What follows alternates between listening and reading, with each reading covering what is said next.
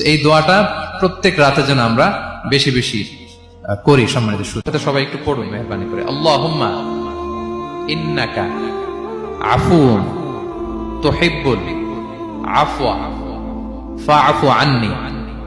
আল্লাহুম্মা ইন্নাকা আফুউন তুহিব্বুল আফওয়া ফাআফু আন্নি।